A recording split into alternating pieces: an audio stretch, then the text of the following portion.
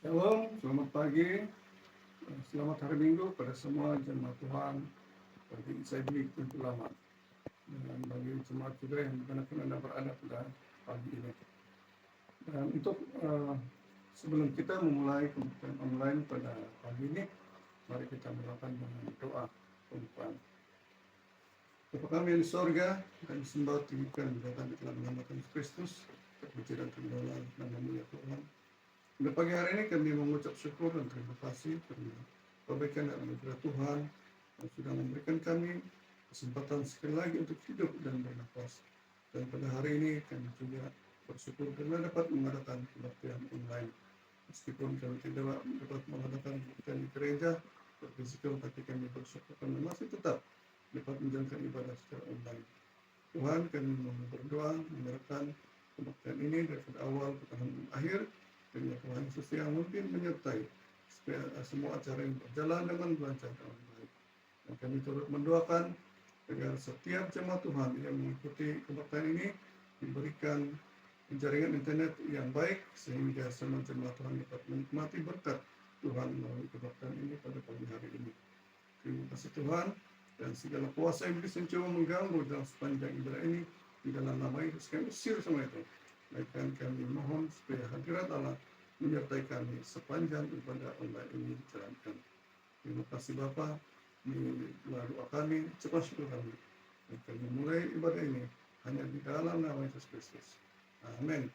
Bapa kami yang di surga, dikuduskanlah namamu, datanglah kerajaan-mu, jadilah kehendak-mu di bumi seperti di surga. Berikanlah kami pada hari ini makanan kami yang secukupnya, dan ampunilah kami akan kesalahan kami, seperti kami juga mengampuni orang yang bersalah kepada kami, dan janganlah membawa kami ke dalam pencobaan, tetapi lepaskanlah kami daripada yang jahat. Karena Engkaulah yang mempunyai kerajaan dan kuasa dan kemuliaan, sampai selama-lamanya. Amin. Shalom sekali lagi kepada semua jemaat Tuhan, saya dipimpin dimanapun Anda berada. Dan pada pagi hari ini kita bersyukur karena sekali lagi kita mengadakan pembelajaran online, karena seperti mana yang sudah kita maklum dan seperti mana perkembangan gereja, pembahas gereja, pembinaan masih sedang berjalan dan belum siap sepenuhnya. Dan mungkin dalam sekitar 80% lah yang sudah siap sekarang. Namun demikian kita perlu bersabar lagi untuk mungkin dalam seminggu ini untuk memberikan ruang masa kepada kita untuk menyiapkan kerja pemasangan files. Dan apapun kita doakan supaya kerja ini berjalan lancar, dan kita doakan supaya kerja ini dapat mungkin minggu depan boleh siap yang sekolah dalam, dan mungkin di luar mungkin mau dimasak sedikit lagi, tapi kita doakan supaya bagian dalam ini boleh siap dalam masa minggu depan lah kan. Dan kiranya kita akan ada kesempatan untuk mengadakan kebaktian secara visual pada datang ini. Jadi jemaat Tuhan yang dikasihi dimanapun Anda berada, terima kasih karena bersama di dalam ibadah online ini. Dan marilah kita bersama-sama mengikuti ibadah ini agar terakhir sehingga awal sehingga akhir. Selamat hari Minggu, selamat beribadah.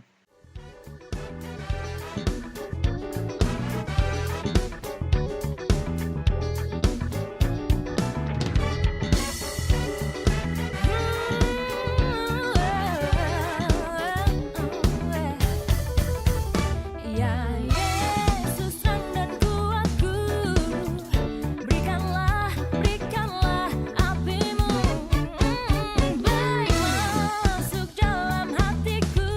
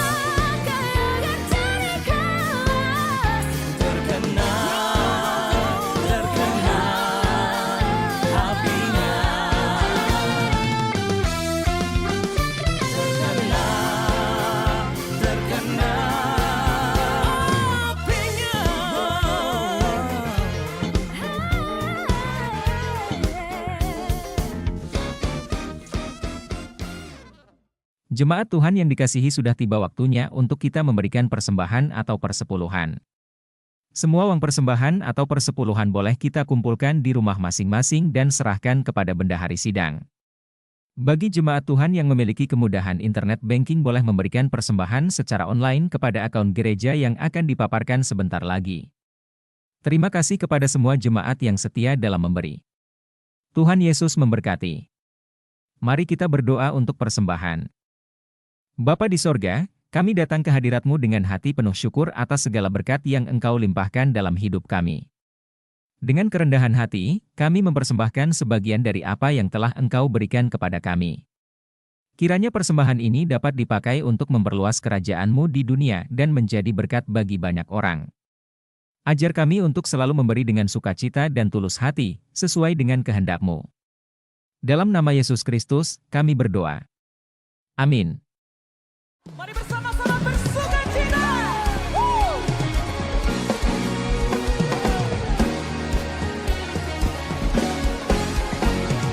Kasih Allah tak berkesudahan, selalu baru setiap pagi. Rahmat-Nya pun tak pernah berakhir seumur hidupku. Sing it out, come on. Kasih Allah tak berkesudahan, selalu baru setiap pagi. Amin. Rahmat-Nya pun tak pernah berakhir seumur hidup. Mari bersama bersukacita. Dengan sukacita ku kan menari, dengan sorak-sorai memuji. Ku naikkan pujian, haleluya. Nyanyi bagi Dia Sang Raja, nyanyi bagi Dia Sang Raja. Kasih Allah tak berkesudahan, selalu baru setiap pagi. Rahmat-Nya pun tak pernah berakhir. Sama-sama lambaikan tanganmu tinggi. Dengan sukacita ku kan menari, dengan sorak-sorai memuji. Ku naikkan pujian, haleluya. Nyanyi bagi Dia Sang Raja, nyanyi bagi Dia Sang Raja. Dengan sukacita ku kan menari, dengan sorak-sorai memuji. Ku naikkan pujian, haleluya. Nyanyi bagi Dia Sang Raja, nyanyi bagi Dia Sang Raja. Selamanya. Mari bersama-sama tepuk tangan bagi Tuhan kita Yesus Kristus. Kami bersyukur untuk kasih setia-Mu yang tak pernah berakhir dalam hidup kami, Tuhan. Menari bagi Dia.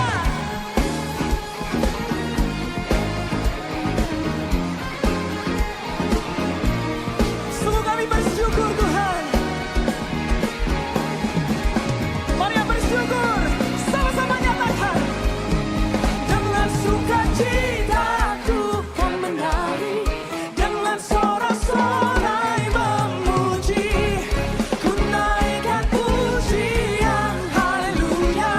Nyanyi bagi Dia Sang Raja, nyanyi bagi Sang Raja, bagi Dia Sang Raja. Dengan sukacita ku kan menari, dengan sorak-sorai memuji. Ku naikkan pujian, haleluya. Nyanyi bagi Dia Sang Raja, oh nyanyi bagi Dia Sang Raja, nyanyi bagi Dia Sang Raja. Selamanya.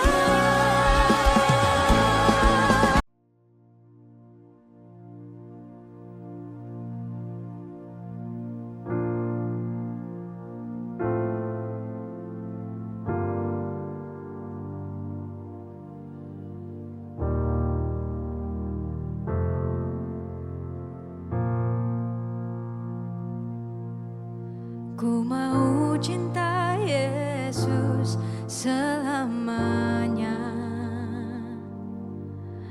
Ku mau cinta Yesus selamanya. Meskipun badai silih berganti dalam hidupku, ku tetap cinta Yesus selamanya. Ya Aba, Bapa, ini aku anakmu, layakkanlah seluruh hidupku. Ya Aba, Bapa, ini aku anakmu, pakailah sesuai dengan rencanamu.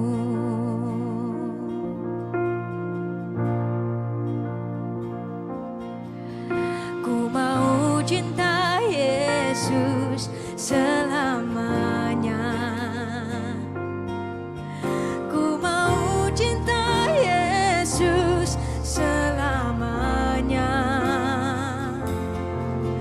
Meskipun badai silih berganti dalam hidupku, ku tetap cinta Yesus selamanya.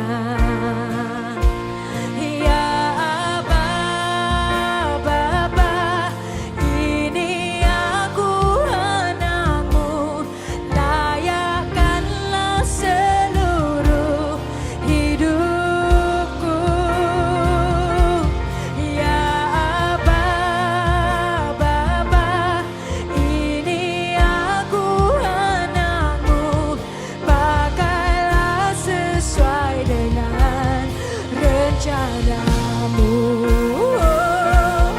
Ya Aba, Bapa, ini aku anakmu, layakkanlah seluruh hidupku. Ya Aba, Bapa, ini aku anakmu, pakailah sesuai dengan rencanamu. Pakailah sesuai dengan rencanamu. Pakailah sesuai dengan rencanamu.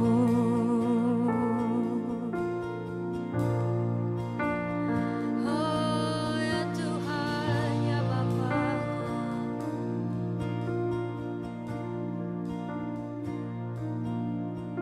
ku mau cinta Yesus selamanya.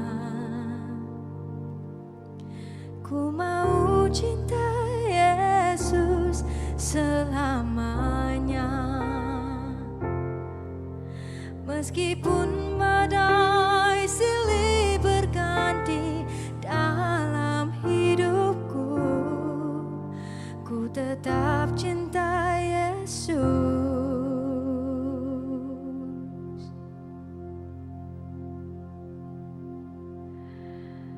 selamanya.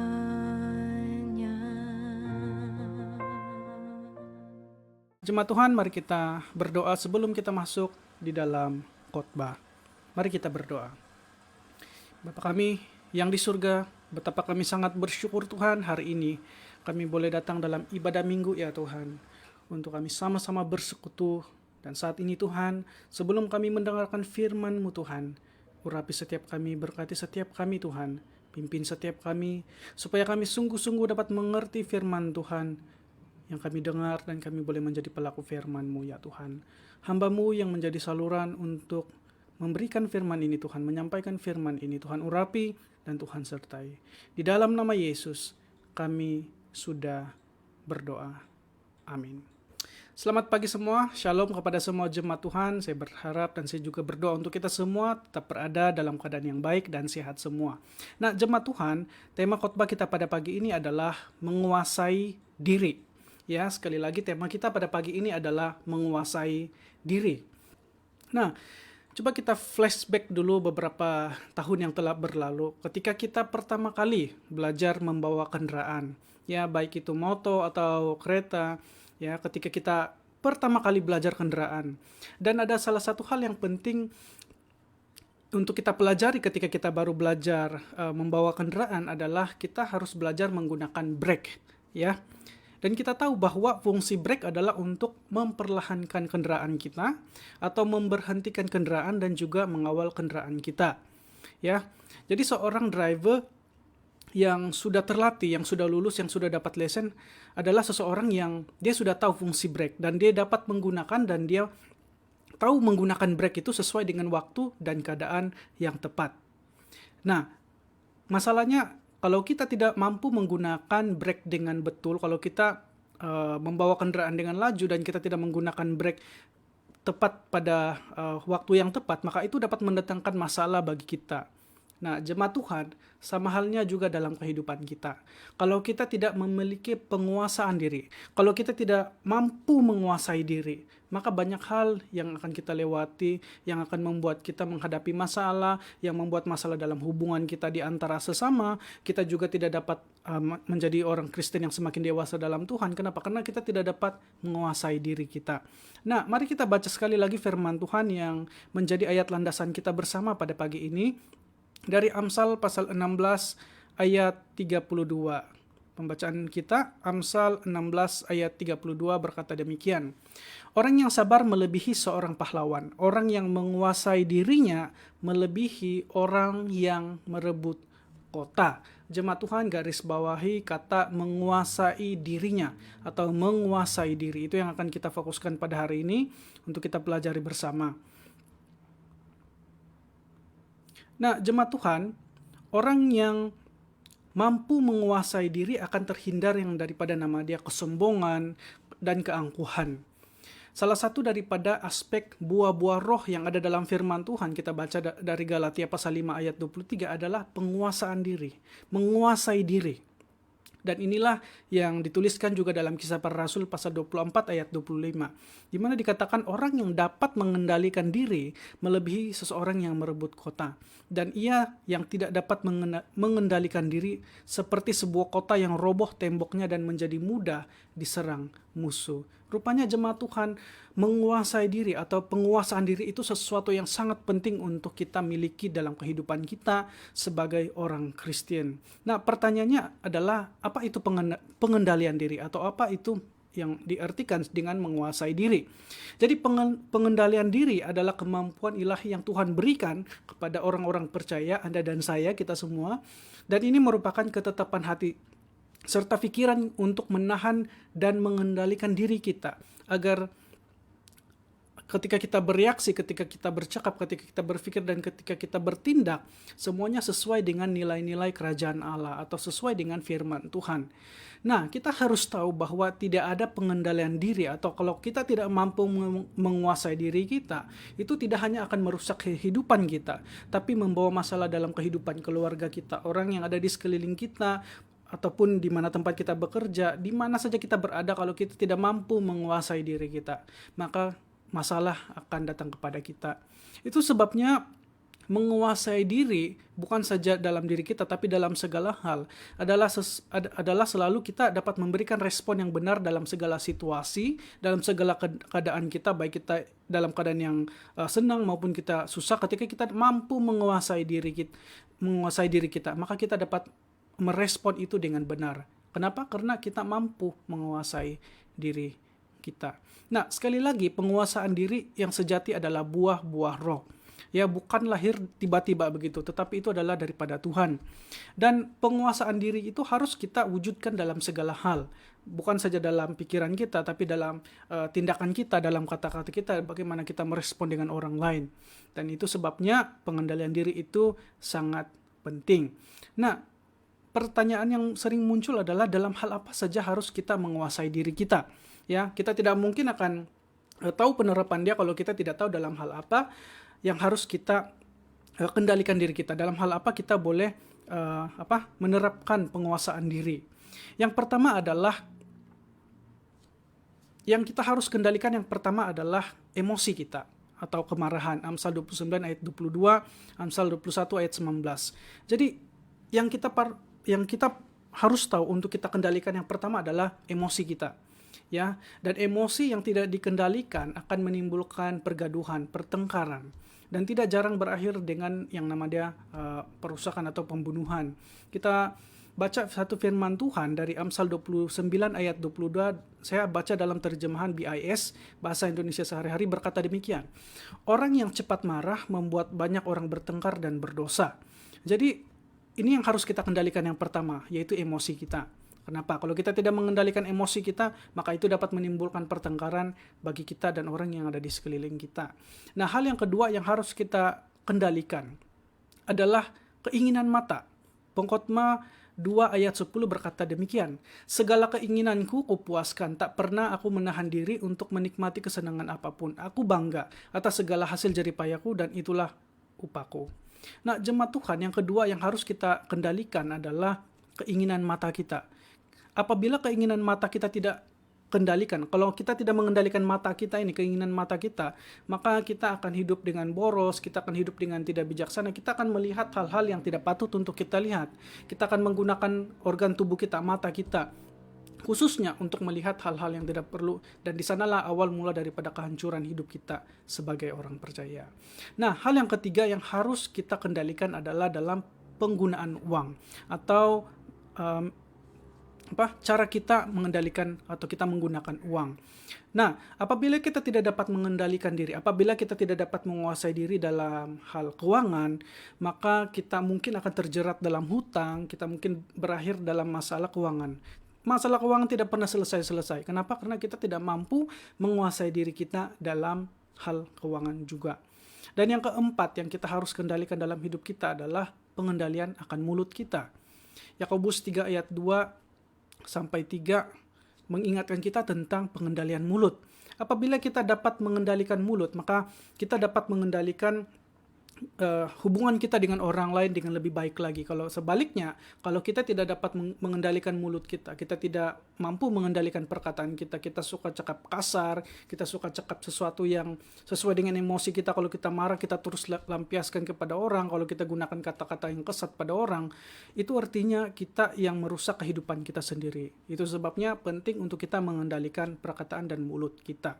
Yang kelima yang harus kita kendalikan, dan ini sangat penting, adalah mengendalikan hawa nafsu. Yakobus 3 pasal 2 ayat 3 mengingatkan kita tentang pengendalian akan hawa nafsu kita. Nafsu yang tidak kita kendalikan atau hawa nafsu yang kita tidak kuasai, yang kita tidak taklukkan, akan berakhir dengan dosa. Dan inilah yang menjerat banyak orang pada hari-hari ini. Disebabkan dia bilang, oh tidak apa, saya tengok film film yang action, film yang ini dan itu, tidak apa-apa, banyak sedikit tengok film itu tidak apa. Ketimbang dia mau baca firman Tuhan, memberikan waktu untuk merenungkan firman Tuhan, tidak apalah, tengok film sedikit-sedikit. Dia bilang tidak lama kemudian, semakin lama semakin dia ketagih dengan menonton film, sampai akhirnya dia tidak memberikan waktu lagi untuk Tuhan, untuk membaca firman Tuhan, dan berakibat kepada yang namanya berhala. Yang keenam yang harus kita kendalikan, yang harus kita tetap ingat untuk kita harus kuasai atau kita kendalikan adalah hobi atau kesenangan kita. Nah, banyak orang percaya yang tidak dapat mengendalikan diri terhadap hobi atau kesenangannya, yang mengakibatkan seperti yang saya katakan tadi adalah menjadi berhala. Sebagai contoh, ya, tidak salah kita menonton TV. Tidak salah kita menonton program-program yang ada di siaran TV. Tapi kalau sampai itu yang menjadi paling utama bagi kita, itu sudah menjadi satu berhala. Kalau sampai kita tidak baca firman, kita sudah tidak membantu orang yang ada di rumah, dan kita betul-betul fokus pada diri kita untuk kita mau menghabiskan waktu kita untuk menonton TV, menonton drama dan sebagainya, maka itu sudah menjadi satu berhala bagi kita. Nah, jemaat Tuhan, untuk itu kita harus mampu menguasai diri kita.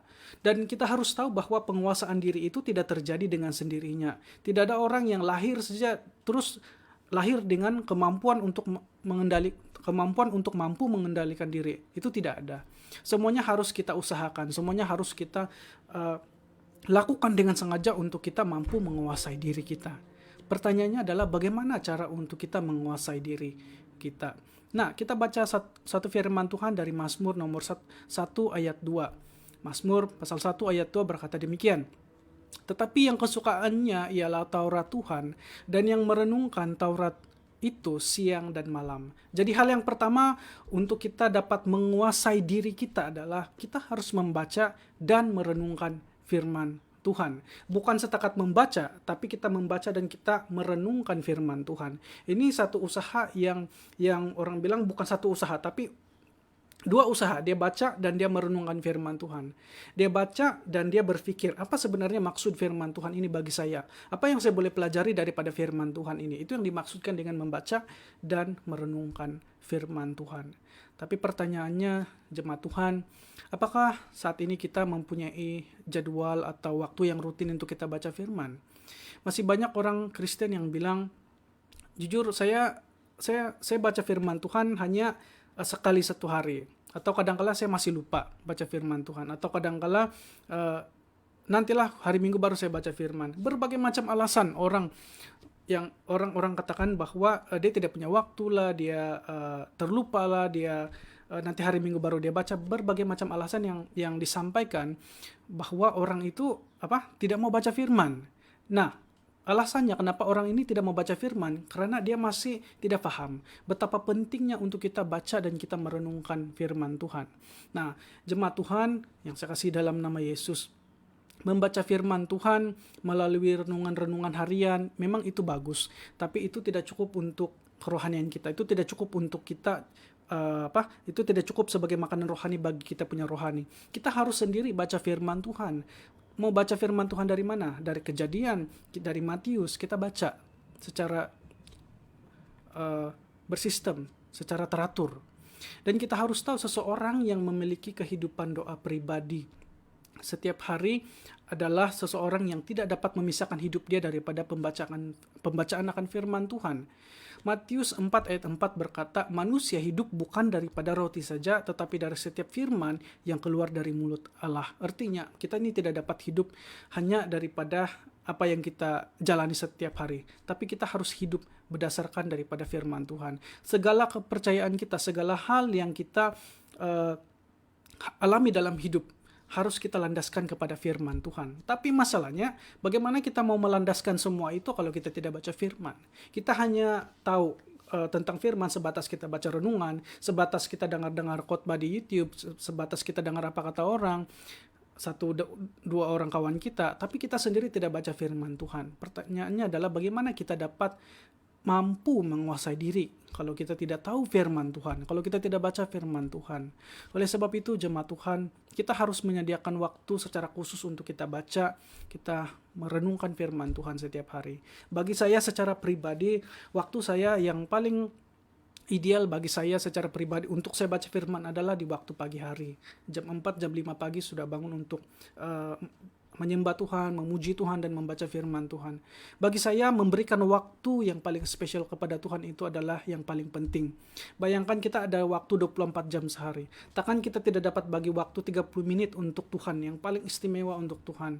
Itu sebabnya saya bangun setiap pagi, saya memberikan waktu yang terbaik saya, di mana saya masih bangun dan saya fresh, dan saya sangat mudah untuk mencerna apa yang saya baca itu di pagi hari. Demikian juga dengan kita. Marilah kita memberikan waktu kita, memberikan waktu yang spesial, yang istimewa bagi Tuhan dalam kita membaca dan kita merenungkan firman Tuhan. Itu sangat penting. Jemaat Tuhan, kalau kita rindu mengalami perubahan dalam hidup kita, kalau kita mau mampu menguasai diri kita harus mencintai firman Tuhan. Kita harus mencintai Alkitab, memberikan waktu yang terbaik untuk kita merenungkan dan kita membaca firman Tuhan dalam hidup kita. Nah, tidak cukup dengan membaca dan merenungkan. Cara yang kedua untuk kita menguasai diri adalah menjadi pelaku firman, bukan pendengar. Jemaat Tuhan, pendengar dan pelaku itu sesuatu yang berbeza. Itu adalah hal yang berbeza. Kalau menjadi pendengar, kita hanya mendengar. Tapi kalau kita menjadi pelaku, artinya kita buat betul-betul. Kita ada pengalaman di sana. Nah, yang kedua adalah kita harus menjadi pelaku, bukan pendengar. Nah, kita baca satu firman Tuhan dari Yakobus pasal 1 ayat 22 berkata demikian. Tetapi hendaklah kamu menjadi pelaku firman dan bukan hanya pendengar saja. Jadi firman Tuhan sendiri menuliskan bahwa kita diajak untuk jadi pelaku. Kita buat firman itu. Segala perintah-perintah Tuhan itu kita buat. Bukan kita dengar masuk telinga kiri, keluar telinga kanan. Masuk telinga kanan, keluar telinga kiri. Tapi kita menjadi pelaku. Pelaku artinya kita buat perintah-perintah Tuhan. Kalau firman Tuhan bilang kita harus mengampuni, kita mengampuni. Kalau firman Tuhan bilang kita harus memberi, kita harus memberi. Itulah yang dimaksudkan menjadi pelaku firman.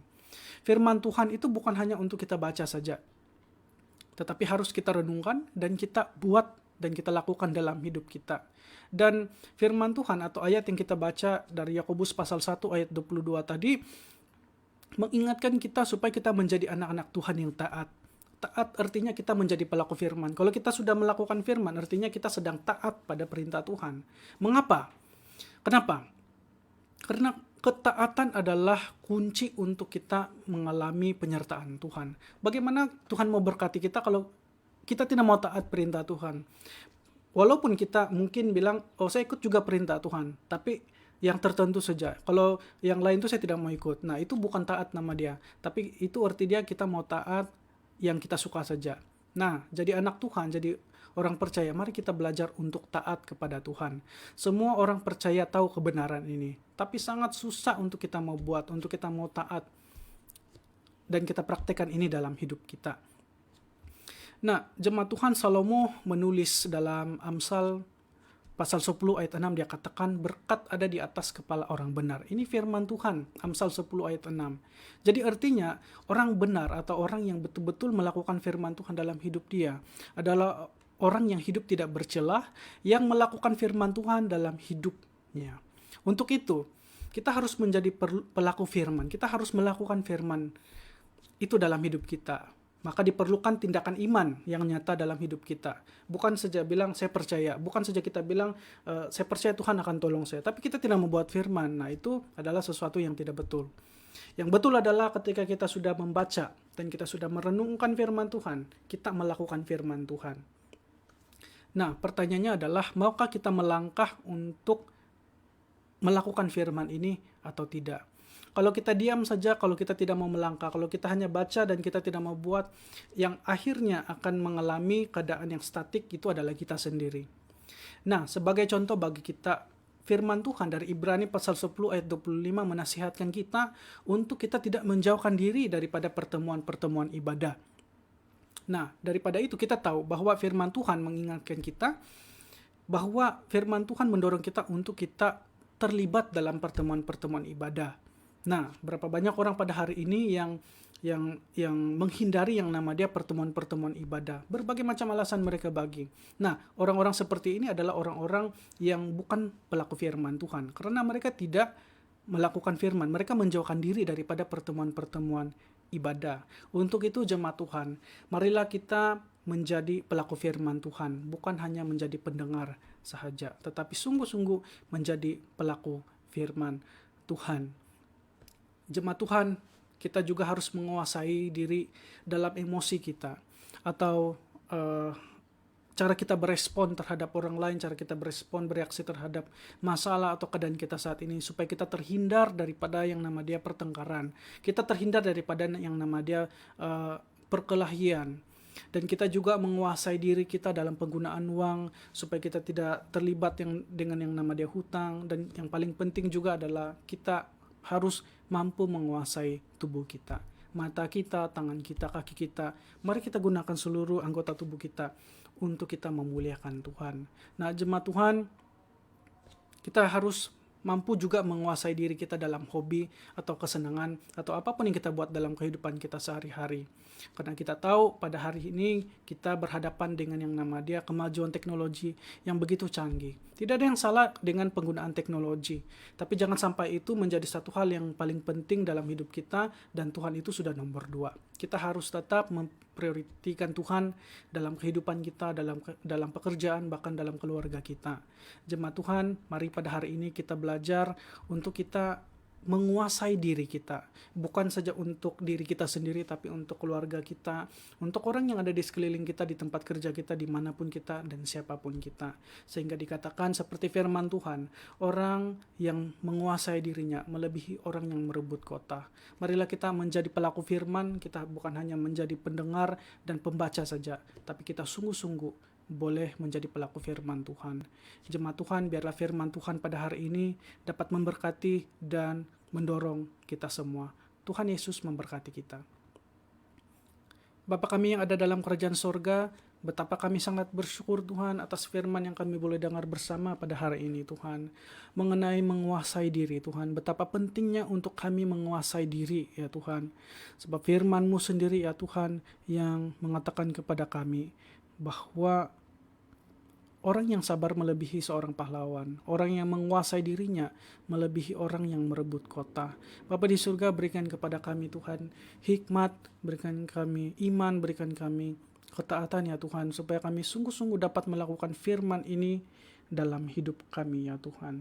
Terima kasih Tuhan Yesus untuk kebaikan-Mu. Terima kasih untuk firman pada hari ini ya Tuhan. Di dalam nama Yesus kami sambut firman-Mu. Amin.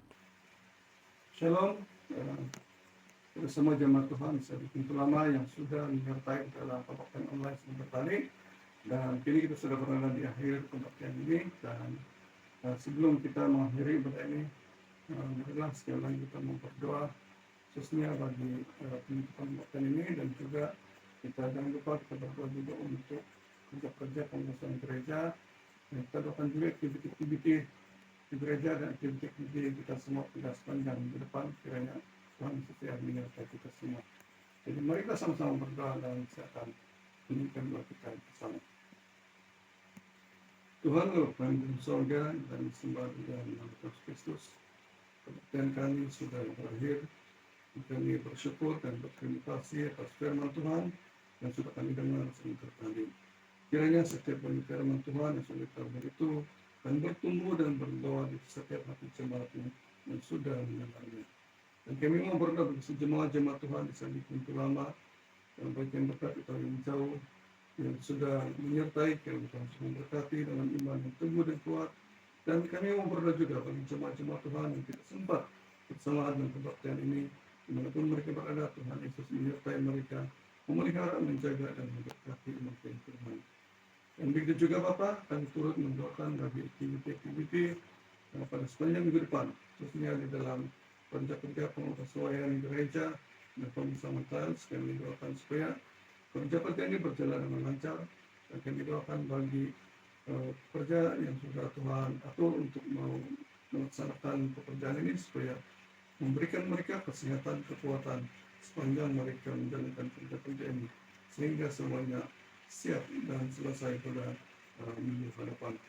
Itu juga Tuhan, kami turut mendoakan bagi setiap jemaat Tuhan di setiap pintu lama, dimanapun mereka berada. Tuhan Yesus menyertai mereka, dan menyerahkan setiap pekerjaan, baik yang bekerja di sektor awam, sektor swasta, yang bekerja sendiri, yang berniaga, yang bekerja di ladang, dan apapun usaha mereka lakukan. Kiranya Tuhan Yesus menyertai dan memberkati di dalam setiap aktiviti pekerjaan yang dilakukan. Dan kiranya Tuhanlah yang akan dimuliakan dalam apapun yang kami lakukan pada sepanjang minggu depan. Dan itu juga Tuhan, kami turut mendoakan khususnya bagi konferensi pemuda PNM yang akan berjalan pada minggu depan. Kiranya Tuhanlah yang campur tangan, mungkin menyertai anak-anak yang akan menyertai konferensi ini, supaya mereka diberi kecukupan dari segi keperluan mereka sepanjang mereka berkonferensi ya Tuhan. Dan juga berkati supaya mereka dikuatkan dan diberi berkati di dalam setiap sesi di dalam konferensi yang akan mereka ikuti. Dan semuanya ini kami serahkan ke dalam tangan-Mu Tuhan. Kiranya Tuhan Yesus memberkati mereka semua. Terima kasih Tuhan, dan ibadah kami sudah berakhir di sini. Namun sebelum itu kami sekali lagi mau bersyukur berterima kasih atas pimpinan penyertaan Tuhan sepanjang acara kami pada pagi hari ini. Terima kasih Tuhan, inilah doa kami, ucapan syukur kami di dalam nama Yesus Kristus, Tuhan Raja dan Penyelamat kami. Amin.